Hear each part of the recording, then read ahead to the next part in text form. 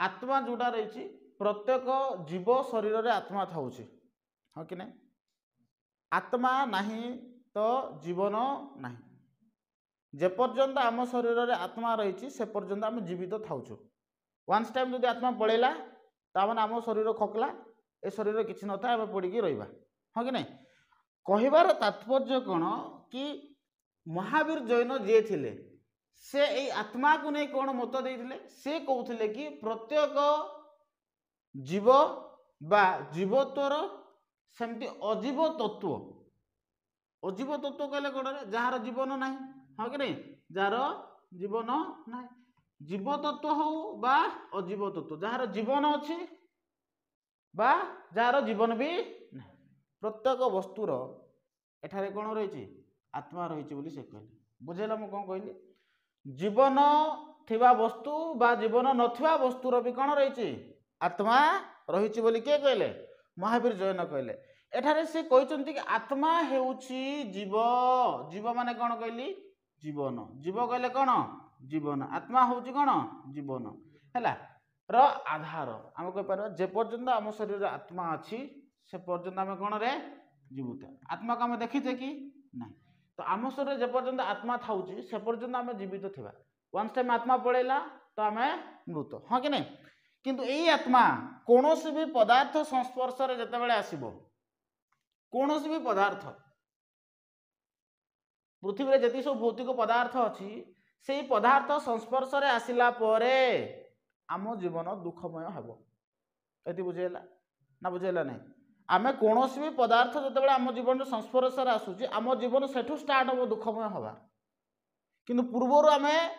नहीं जेतेबेले छुआ थिला आम जेकोसी जिनस देला आम कौन लागुला आम खेली दउथुल किंतु जेतेबेले धीरे धीरे धीरे धीरे आम बड़ हेलु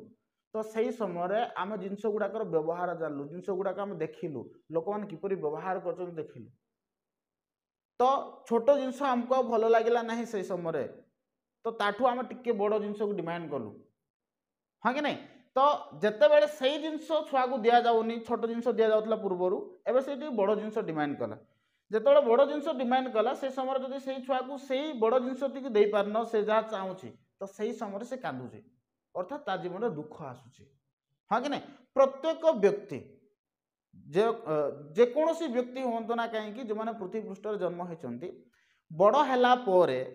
सेमानंकर आत्मा कौन करुच्ची विभिन्न प्रकार भौतिक पदार्थर संस्पर्श आसूची हाँ ना नहीं आम छुआ बेले कौन फोन जानी कि नहीं बड़ जिते बड़े हलु आमको फोन आवश्यकता पड़ा देखिले कि समस्ते व्यवहार करुँच जेहेतु समस्ते व्यवहार करुँच तेणु आम भी कौन करवा फोन व्यवहार करवा तेणु आम फोन पाइबापी चाहिए जितेबाला आमको फोन दिगला आम खुशी हेले जदि आमको फोन दि जाऊना ताल आम दुख कले हाँ कि नहीं सेमती धीरे धीरे आम बाइक किनापी चाहिए तो प्रत्येक जिनस जेकोसी पदार्थर संस्पर्श आसूँ आम से पदार्थ पाइबापी आम चाहूचे चाहूचे ना नहीं तो जेते बेले आम से पदार्थ को पाइबा नहीं जो पदार्थ आम चाहूचे तो सही समय आम जीवन में दुख आसो कौन आसो दुख आसो जदि दुख आसूची से समय आम दीटा काम करवा से पदार्थ को पाइबापी एदर सत्कर्म से पदार्थ को पाइबापी चाहिए जो भौतिक पदार्थ आम चाहूचे नचेत कुकर्म करके आम से भौतिक पदार्थ को पाइबापी चाहिए बुझेगा कि नहीं मत जदि स्मार्टफोन आवश्यकता अच्छी कौन आवश्यकता अच्छी स्मार्टफोन आवश्यकता अच्छी आ स्मार्टफोन मोर परिवार सदस्य किणी पारु नाहांती मो पाई तो यही स्मार्टफोन पाइबापी मु कौन करें एदर कठिन परिश्रम करी जहाँ अर्थ पाइले सेठू स्मार्टफोन किणी पारे या हो पारे नहले कौन हम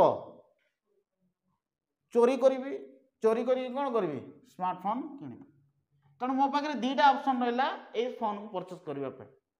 बुझेगा कि नहीं तो हुए कौन जिते आम ये जो भौतिक पदार्थर संस्पर्श आसूचे तो पाईगले तो ठीक अच्छे आम जाचे आमर इच्छा केवे भी पूर्ण हम ना आमर इच्छा धीरे क्रमशः बढ़ी बढ़ी जीव ताठू आहरी भल जिनस खोजा आम गोटे जिनस प्राप्त कलापर तो आम जो सबू जिनस आम जीवन में मिले ना से समय आम जीवन दुखरे भरी जाए बुझेगा कि नहीं फल जीवन आत्मा को बहन करी बारंबार जन्म लाभ करे तो आम जीवन में आम जिते दुख पाइबा मन रखिथ आम से कौन हम कर्म रूपक बंधन में बांधी बुझेगा कि नहीं तो जिते आम कर्मरूपक बंधन में बांधि हो से आम पृथ्वी पृष्ठ को बार बार जन्म है बुझेगा। तो आत्मार काम कौन आत्मार मूल लक्ष्य हूँ किपरि से तुमको कर्म बंधन मुक्ति कर कौन कर्म बंधन मुक्ति कर कर्म बंधन मुक्ति हेब केमती केमिति कामनार विनाश रे दुखर विनाश हुए दुख जे पर्यंत पाउथबा आमे से पर्यंत आमर आत्मा सद्गति पाइब नहीं हाँ कि नहीं आम कर्मरूपक बंधन में बांधि हेबा बार बार पृथ्वी पृष्ठ जन्म नौथबा बुझेगा कि नहीं तेणु कामनार विनाश रे दुखर विनाश तुम जिते बड़े कौन भौतिक पदार्थर संस्पर्श में आसिल से भितर तुम भितर से समय गोटे कामना सृष्टि है कि ये जिन मुझे पाइबी से कामना से पाइबार जो इच्छा को तुम जब कौन कल दमन करदेल ताहले दुख आउ रहा बुझेगा कि नहीं मुझे स्मार्टफोन किणापी चाहूँगी तो जदि से वस्तुर से स्मार्टफोन संस्पर्श में आसूची तो छाड़ मु जिन मु व्यवहार करी ना ए प्रकार थॉट जदि मो भीतर आसूची ताले मते दुख लगे ना से जिन पाऊ न पाऊ बुझुची ना नहीं से कामनार विनाश रे दुखर विनाश हम तो ये जो आत्मार काम होउची कि आमको ये कौन कर कर्म रूपक बंधन मुक्ति कर जेपर्यंत आम जीवन दुख थी आम कर्म रूपक बंधन में बांधि होगी रहा तेणु मुक्ति पाइबापी कौन दरकार ज्ञान दरकार कौन दरकार ज्ञान आउ ध्यान द्वारा से कहले कि ज्ञान आउ ध्यान द्वारा मनीष कौन कर कर्म रूपक बंधन मुक्ति पाई बोली कहले बुझेगा तेणु आत्मा संबंध में से यह मत देते देख कर्म बंधन और आत्मार ऊर्ध्वगमन केमिति हम आम तो जानले कर्म रूपक बंधन आम बांधि होचे संसार को जिते बड़े आसुचे आत्मार ऊर्ध्वगमन केमिति हम देख महावीर कहते कि मनीष कर्म रूपक बंधन तार उच्च अथवा नीच अवस्था पाई दायी आमे आमर जो कर्म रूपक बंधन जो अच्छी यह आमर उच्च अवस्था बा नीच अवस्था पाई दायी अटे बोली से कहते कहीं कहते देख कर्म आत्मा को घेरिकी रही थाए कर्म क्या घेरिकी रही थो आत्मा को घेरिकी रही थो एवं यहाँ को एक निर्दिष्ट रूप प्रदान करे आत्मा को गोटे निर्दिष्ट सेप देदेव किए कर्म कर्म आत्मा को घेरिकी रही थो बुझेगा कि नहीं जिते घेरिकी रही थो से गोटे ताको निर्दिष्ट रूप देव जिते बड़े आम सुकर्म करवा से समय आम उच्च आसन को जीवा उच्च स्तर को जीवा हाँ कि नहीं ठीक सेमती आम जब कुकर्म करवा ताहले नीच स्थान आमको प्राप्ति हम बुझेगा कि नहीं ना बुझेलानी ओके प्रवृत्ति प्रवृत्ति अज्ञानता कामना इत्यादि द्वारा आच्छादित हेबा फल आत्मा बंधन युक्त हेब आम जदि कामना हो गला अज्ञानता हो गला है सेमती मोह माया एथिरे जदि आम बांधि होइजिबा ताहले आमर जो आत्मा से मुक्त हो पारिबो नहीं आम जाने जे पर्यंत आमर आत्मा मुक्त होने से पर्यंत आम पृथ्वी पृष्ठ बार बार जन्म नेबा बुझेगा कि नहीं तेणु से कहते कि कर्म आत्मा को घेरिकी रही कर्म क्या घेरिकी रही आत्मा से तार निर्दिष्ट रूप गोटे दौचे जदि आम सत्कर्म करवा तो आमर आत्मा उपरक पलैब ऊर्ध्वगमन हम जदि आम कुकर्म करवा ताले आमर आत्मा निम्न आड़ को गति कर बुझेगा कि नहीं ना बुझिपारलनि तेणु आम जदि आम जीवन जदि कौन रे अज्ञानता रहा कामना क्रोध मोह माया ए जाक जो रही जिनस जदि आम जीवन में रहा ताहले आत्मा कौन हम कि बंधन रे बांधि हो कर्म रूपक बंधन रे बांधि हो से मुक्ति पाइब ना आपर्यंत मुक्ति पाइब ना आम पृथ्वी पृष्ठ कौन करवा बारंबार जन्म होता तेणु से कहते कि सुकर्म फल आत्मा यही बंधन मुक्त हेब जो कर्म रूपक बंधन जो अच्छी से बंधन मुक्त होगापाई आमको कौन करा पड़ो सुकर्म करा पड़ो एक सर्वशेषर मनीष सबुतक सुकर्म लिप्त हेले आत्मा कर्म रूपक बंधन मुक्ति हम आउ तार ऊर्ध्वगमन हम से आत्मा केबे भी पृथ्वी पृष्ठ को आसब ना तुम पुनर्जन्म हेब ना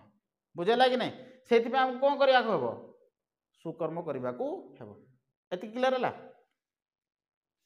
एटा किए कहते महावीर एटा सबुठु सुंदर जिनस मोक्ष पड़ी था अनेक समय महावीर जो बाणी थिला से मोक्ष को से किपरि वर्णना करथिले बुझेला कि ना देख आत्मार कर्म बंधर मुक्ति को जैन धर्म मोक्ष बोली कहुए। ये जो आत्मा जोटा अच्छी ए कर्म रूपक बंधन रु जो मुक्ति पाइज ना कि से समय आम मोक्ष प्राप्त है कहे बुझेगा कि नहीं। आत्मा कर्म रूपक बंधन रु जो कौन हुए मुक्ति पाई जाए ताको आम कौन बोली कहे मोक्ष बोली कहुचे। देख प्रत्येक पदार्थर दुईटी अंश अच्छी प्रत्येक जिनस गोटे हूँ भौतिक आ गोटे हूँ आंबिक ना यहाँ हूँ आत्मिक आत्मिक है। प्रत्येक पदार्थर कौन थाए दुईटी अंश थाए भौतिक थाए और आत्मिक थाए। देख प्राणी जो सब कर्म करुचे आम जी सब कम करुचे से सब कर्म हूँ भौतिक कर्म कौन भौतिक कर्म खाइले पीले शोइले बुझुचे ना नहीं जी सब आम दैनंदिन जीवन में जी सब कम करुचे से सब कर्म कौन भौतिक। जो भौतिक कर्म जहाँ कहुई से कहे अंधकार अशुद्ध विनाशकारी। ये जो आम जो कर्म करुचे भौतिक कर्म जो कले एगुड़ाक आम जीवन को केबे भी ऊर्ध्व को नेब ना ये जो कर्म द्वारा आम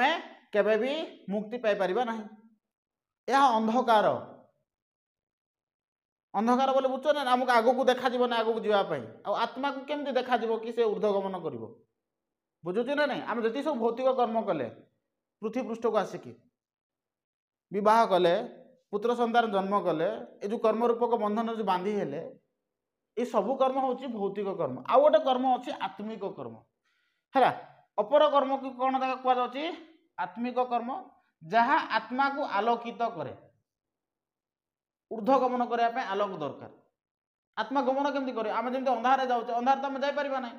हाँ कि नहीं किंतु आम जदि भी अंधारे जाऊे से आमको आलोक दरकार हाँ कि नहीं से आम जो आत्मिक अंश जो रही आत्मिक अंश कौन करे आत्मा को आलोक प्रदान करते आ विशुद्ध आउ शाश्वत है। तेणु भौतिक अंशर प्राबल्य फल आत्मिक अंश अंधकार वृत हुए जिते आम भौतिक अंश को अधिक मात्रा रे इम्पोर्टेंस दे आम जीवन में सेते आमर जो आत्मिक जो अंश रहा से जिनस अंधकार आड़ को गति कर आग को बढ़ी पार ना बुझेगा कि नहीं। फल आत्मार वास्तव स्वरूप प्रकटित हो पारे ना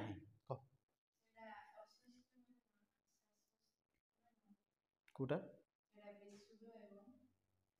शाश्वत शाश्वत कहले जोटा चिरंतन सत्य बुझे ना नहीं। शाश्वत कहले कौन जोटा चिरंतन सत्य जोटा सबुदिन सत्य जोटा रही आम शाश्वत बोली कहूँ बुझेगा कि नहीं। तेणु यदि बुझीपार कि नहीं आमर जो आत्मा रही प्रत्येक पदार्थर जमी दुईटी अंश अच्छी गोटे हूँ आत्मिक अंश आ गोटे हूँ भौतिक अंश। भौतिक अंश अशुद्ध आम कहीपर अंधकार कहीपर बुझे ना नहीं किंतु आत्मिक अंश कौन रही रे आत्मिक अंश आलोकित बा शुद्ध बुझेगा कि नहीं। तेणु भौतिक अंश जो आम जीवन अधिक हो जाए से समय आत्मिक अंश अंधकार आड़ को गति करे बोली कहगला एठारे बुझे ओके। देख आत्मा स्वयं स्वरूप प्रकटित होगाकू सिद्धशाला बोली कहगला। सिद्धशाला कौन आमर जो आत्मा अच्छी ये निजर स्वरूप अच्छी आत्मार कौन अच्छी रे निजर स्वरूप अच्छी जिते से निजर स्वरूप प्रकटित होउछि ताकू सिद्धशाला बोली कहुच्छे। एटा अनेक समय प्रश्न पचारि थाए कि सिद्धशाला क्या कहुच्छे आत्मा जिते निजर स्वरूप प्रकटित होउछि ताकू आम कौन बोली कहूचे सिद्धशाला किंतु एबे ही कहले आत्मा चारिपटे किए घेरिकी रही थाए कर्म आउ से कर्म कौन करे तार निर्दिष्ट रूप दे थाए बुझेगा कि नहीं निर्दिष्ट कौन दे थाए रूप दे थाए किंतु जितेबाला सही आत्मा निजर स्वयं स्वरूप प्रकटित होउछि ताको आम कौन बोली कहूचे सिद्धशिला बोली कहले बुझेगा कि नहीं। यह अवस्था आत्मार भौतिक अंश प्रबल मुक्ति लाभ करी विशुद्ध आ ज्योतिर्मय बा अनंत बा असीम तथा दिव्य रूप से प्रकटित हम जो आत्मा आम साधारण जिनस नुह एटा हूँ दिव्य स्वरूप बुझेगा कि नहीं आमर आत्मा कौन दिव्य स्वरूप किंतु आम भौतिक पदार्थर संस्पर्श रे आसिकी आमर आत्मा कौन हो कि कर्म रूपक बंधन में बांधि हो जाऊँगी जो से निजर स्वरूप को से आईपार ना दिव्य स्वरूप जो रही आमर आत्मार से आ निजर स्वरूप को से जापर ना जिते बड़े आम कौन करवा आमर जो भौतिक जो कर्म रही से भौतिक कर्म को परित्याग कर आम आत्मिक कर्म गुड़ाक करवा सेही समय आमर आत्मा कौन कर निजस्व स्वरूप प्रकटित हम जो दिव्य स्वरूप तार जो अच्छी से दिव्य स्वरूप प्रकटित हम बुझेगा कि नहीं। यही दिव्य स्वरूप को कौन बोली कहुई सिद्ध शिला बोली कहुई।